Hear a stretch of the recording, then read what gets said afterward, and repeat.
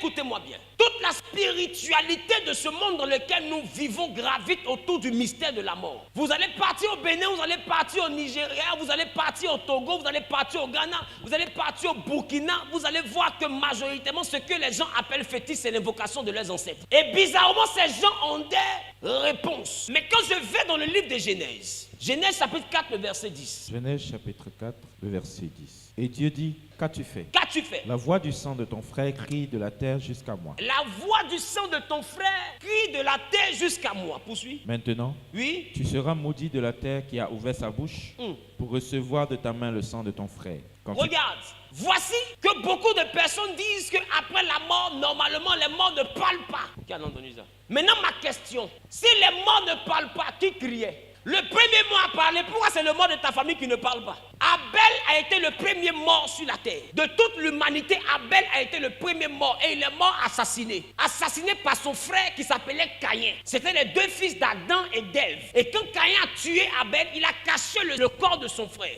Mais bizarrement, Dieu dit, pendant que tu caches le corps de ton frère, la voix de ton frère crie jusqu'à moi. Et on veut me faire croire que les morts ne parlent pas. Est-ce que vous savez même que même Jonas, quelqu'un dit même Jonas est mort. Jonas chapitre 2 à partir du verset 1er. L'Éternel fit venir un grand poisson pour engloutir Jonas. Et Jonas fut dans le ventre du poisson 3 jours et 3 nuits. Jonas, dans le ventre du poisson, pria l'Éternel son Dieu. Il dit, dans ma détresse, j'ai invoqué l'Éternel et il m'a exaucé. Du sein du séjour des morts, j'ai crié, tu as entendu ma voix. Tu m'as jeté dans l'abîme, dans le cœur de la mer, et les courants d'eux m'ont environné. Toutes tes vagues et tes flots ont passé sur moi. Je disais, je suis chassé loin de ton regard, mais je verrai encore ton saint temple.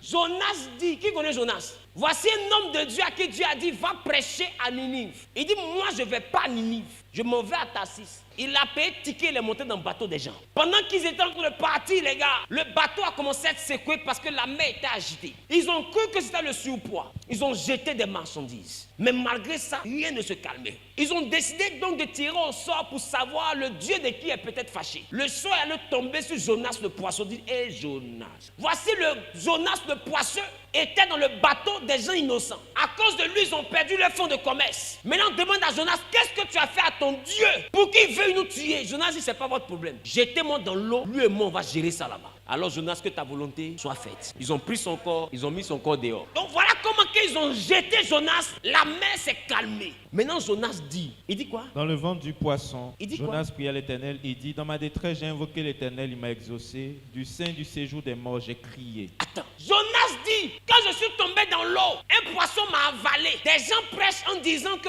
Jonas a prié pendant 3 jours et 3 nuits dans le ventre du poisson. Jonas n'a jamais prié 3 jours et 3 nuits dans le ventre du poisson. Jonas a prié pendant 3 jours dans le séjour des morts. Jonas dit, du sein du séjour des morts. Il n'a pas dit du sein du poisson qui m'a avalé. Oh, le séjour des morts, c'est le quartier qu'habitent ceux qui meurent. Tu ne peux pas rentrer dans le séjour des morts si tu n'es pas mort. On dit séjour des morts. Vous savez que Jonas est en train de te dire, quand le poisson m'a avalé, je suis mort. Et dans le cœur de la mort, j'ai crié. On n'a jamais entendu des gens qui disent, ils sont partis et puis bizarrement là-bas, ils sont revenus. Ils ont entendu leur voix, ils ont entendu. Qui a donné ce témoignage? Jonas dit, quand le poisson m'a avalé, j'étais dans son ventre. Et dans son ventre, j'ai connu la mort. Et je suis allé dans le sein du séjour des morts, au milieu du séjour des morts. Donc Jonas était au milieu des morts. Et il dit quoi? J'ai crié et tu as entendu ma voix. Donc Jonas était ressuscité. Il dit, les eaux m'ont couvert jusqu'à m'ôter la vie. Ça veut dire que la prière de Jonas n'était pas de son vivant. Jonas est mort. Comment Dieu fait pour entendre la prière de quelqu'un qui était déjà mort? Parce que la mort d'un homme n'est pas la mort de son nefesh. Le nefesh n'a jamais vécu. Le nefesh, le corps, s'appelle cadavre. Ça s'appelle mort. Corps, cadavre. Donc ça n'a jamais vécu. Donc Jonas, que son corps soit animé ou inanimé, Dieu le considère comme étant vivant. C'est parce que Dieu sait qu'aucun homme ne meurt qu'il a créé l'enfer. Parce que l'homme ne meurt jamais. Soit tu vis dans le feu éternellement, ou tu vis dans le paradis éternellement. Peu importe l'endroit où tu te trouves, tu es éternel. Je peux plonger? Voici donc un homme de Dieu qui nous révèle que lui, dans le sein de ce jour des morts, il a crié, Dieu l'a entendu et les eaux l'ont environné jusqu'à lui ôter la vie. Quand Jonas dit ça m'a ôté la vie, ça veut dire quoi en français? Je suis mort. Non, pourquoi vous faites ça? Non, ça veut dire que la Bible me dit que des morts prient. C'est là que les évangéliques et moi on se battent.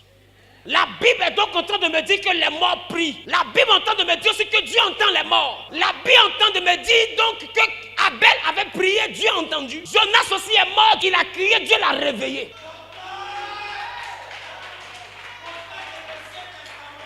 Est-ce que la Bible n'est pas en train de me dire que les morts ne sont pas morts? Alors que dire de Samuel? Samuel qui meurt et bizarrement une nécromancienne l'invoque et il monte dans le corps de la nécromancienne et Samuel prophétise que demain Saoul va mourir et demain effectivement Saoul meurt. Parce que Dieu avait dit dans sa parole que du vivant de Samuel, aucune de ses paroles n'est tombée par terre. Ça veut dire que quand il prophétisait pour que Saoul meure, Dieu ne le considérait pas comme étant mort. Parce que Dieu a dit de son vivant, aucune parole n'est tombée par terre. Donc si la parole qu'il dit à Saoul se réalise, c'est que c'est une parole qui a été dite de son vivant. Or, son corps a été enterré et c'est son esprit seulement qui vit. Ça veut dire que Dieu ne considère pas la vie de l'homme le jour où il a un corps. Dieu considère la vie de l'homme le jour où il a un esprit. Voilà pourquoi il a dit à Jérémie, avant que je ne t'eusse formé dans le ventre de ta mère, avant que tu n'aies un corps, avant que tu n'aies un nefesh, je te connaissais. Je t'appelais déjà par ton nom. Je t'avais établi prophète. Ça veut dire que l'esprit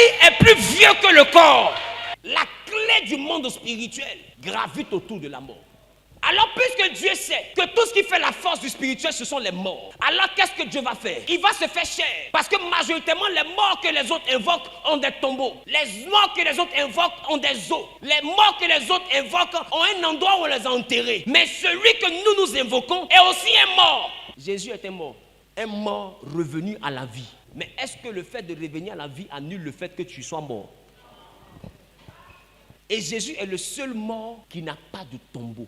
Donc ça fait de lui le plus dangereux de tous les morts. Donc si un béninois invoque les morts, nous aussi on invoque aussi notre mort. Ce que vous ne comprenez pas, c'est que le monde spirituel c'est une affaire de mort. Donc c'est leur mort contre nous, notre mort. Or bizarrement, eux, leurs morts sont rentrés dans le tombeau et sont restés dans le tombeau. Mais nous, notre mort est bizarre. Il est rentré dans le tombeau et il est ressorti du tombeau. Et pour compléter, il est monté au ciel. Amen. Donc quand nous l'invoquons, notre invocation a plus de volume que n'importe quelle invocation. Mais ne vous y trompez pas. Le spirituel est bel et bien basé sur la doctrine des morts. C'est pourquoi vous allez prendre le temps de remarquer. L'Église catholique a compris des choses que vous n'imaginez pas. Les évangiles font beaucoup de bruit, mais le catholicisme ne peut pas tomber. Je t'explique pourquoi. Ils ont pris de l'avance en ce qui concerne ce que je t'explique. Le mystère qu'il y a autour de la mort. Vous allez comprendre avec moi que les cathédrales qui portent le nom des saints, le cadavre du saint est dans la cathédrale. L'apôtre Pierre est à Rome. Et le pilier central de la basilique Saint-Pierre de Rome descend directement sur le tombeau de Pierre. Parce que Jésus a dit, tu es Pierre et sur cette pierre, je bâtirai mon église. Alors eux, ils ont pris Pierre, ils l'ont posé dans le poteau central de la basilique.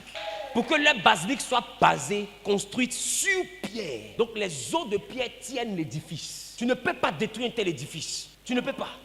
L'apôtre Jean est actuellement à Éphèse, ce que tu appelles la Turquie actuelle. Dans une cathédrale qu'on appelle la basilique plutôt Saint-Jean. Il est là, il est enseveli là. L'apôtre Jacques est aussi dans une cathédrale. Et chacun des corps est dans la cathédrale. Vous ne pouvez pas, parce qu'ils ont compris quelque chose que vous ne pouvez pas comprendre. Et ces mêmes choses-là, c'est ces choses que les vaudous ont compris. Tout le monde a compris, mais il y a quelque chose autour de la mort. Qu'est-ce que vous ne comprenez pas? Tout le mystique de l'humanité gravite autour de la mort. Les évangéliques sont faibles, parce que ce sont les seuls qui combattent la mort. Donc quand les gens vous disent que le mystère de la foi est grand, vous ne pouvez pas comprendre. C'est pourquoi prenez le temps de remarquer, les églises évangéliques se construisent mais ne durent pas dans le temps. Il n'y a pas la force qu'il faut à l'intérieur. Il y a beaucoup de bruit mais il y a peu de puissance. Le Jésus que tu pries n'est pas un vivant, c'est un mort revenu à la vie. Commence à comprendre certaines choses.